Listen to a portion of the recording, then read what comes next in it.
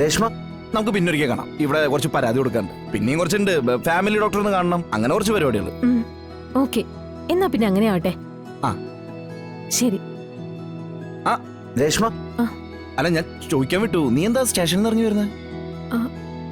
അല്ല എന്നെ പോലെ ഇപ്പൊ നീയും കുഴപ്പക്കാരിയായേ. ഞാൻ SI ഒന്ന് കാണാൻ വന്നതാ. പക്ഷേ ആള് കുറച്ച് കഴിയുമ്പോഴേ വരൂ. ഓ, ഞാനിപ്പോ ഇവിടെ അടുത്തൊരു ഫ്രണ്ടിന്റെ വീടുണ്ട്, അവിടെ ഒന്ന് പോയിട്ട് വരാന്ന് കരുതി. ആ പിന്നെ ഇവിടെ വന്നത് എന്തിനാന്നൊക്കെ ഞാൻ നിന്നോട് പിന്നീട് പറയാം. ആ ശരി ശരി ആയിക്കോട്ടെ. എന്നാ പിന്നെ ഞങ്ങൾ ചെല്ലട്ടെ. ആ ശരി, ശാലിമ പോവാം. വിഷ്ണു, എനിക്ക് നിന്റെ നമ്പർ ഒന്ന് തരുമോ? ആ എന്നതാ നോട്ട് ചെയ്തു.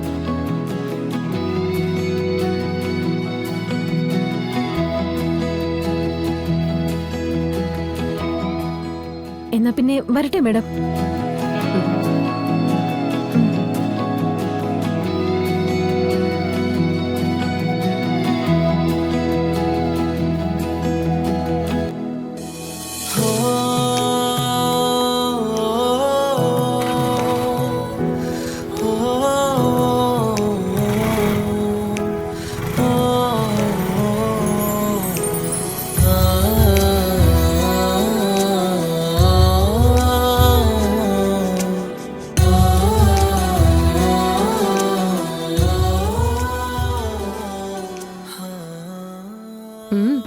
ബാല്യകാല സഖിയൊക്കെ പോയി. കൂടെ പഠിച്ച സഹപാഠിയെ കണ്ട സന്തോഷം അല്ലല്ലോ മുഖത്ത്.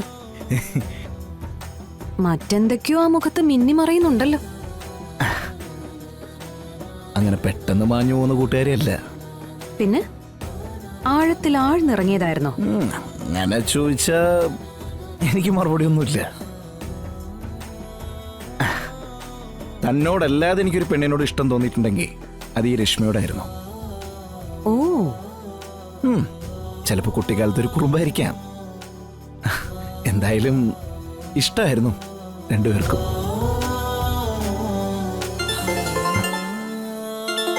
ഇതിപ്പോ ഈ സമയത്ത് ആ വിഷ്ണു, ഞാൻ രേഷ്മയാ.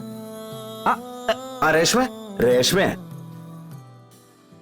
ഞാനിപ്പോ നിന്റെ കാര്യം ശാലിയോട് പറയായിരുന്നു. ആ, നീ വെറുതെ പഴയ കഥകളൊക്കെ പറഞ്ഞ് അതിനെ കഷ്ടത്തിലാക്കല്ലേ. പെണ്ണിന്റെ മനസ്സാ, എപ്പോഴാ പൊട്ടിത്തെറിക്കാന്ന് പറയാൻ പറ്റില്ല. ഏയ് അങ്ങനൊന്നുമില്ല. ദേ ഇനിയിപ്പോ ഇവിടെ എന്തൊക്കെ പറഞ്ഞാലും ഇവിടെ ഒന്നും യേശുല്ല. അത് എന്റെ ശാലിനിക്ക് എന്നോടുള്ള വിശ്വാസാ. ആ പിന്നെ നീ എന്തായാലും വിളിച്ചു തന്നായി, നിന്റെ നമ്പർ കിട്ടിയല്ലോ. എന്നാ ശരി ശരി, ഓക്കെ ഓക്കെ, ഞാൻ വിളിക്കാം. ശരി.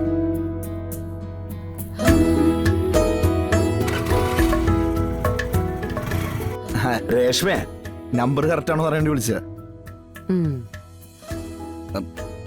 നമ്മളിപ്പോ സ്റ്റേഷനിൽ കയറിയിട്ട് റൈറ്ററിനോട് ജീപ്പ് മോഷണം പോയ കാര്യം പറയുന്നു. എന്നിട്ട് നമ്മൾ ഹോസ്പിറ്റലിൽ പോകുന്നു. എന്നിട്ട് അവിടുന്ന് താൻ തന്നെ കളക്ടറേറ്റിക്കും ഞാൻ എന്റെ വീട്ടിലേക്കും പോണു. അതുപോലെ പ്രശ്നം തീർന്നല്ലോ. വാ.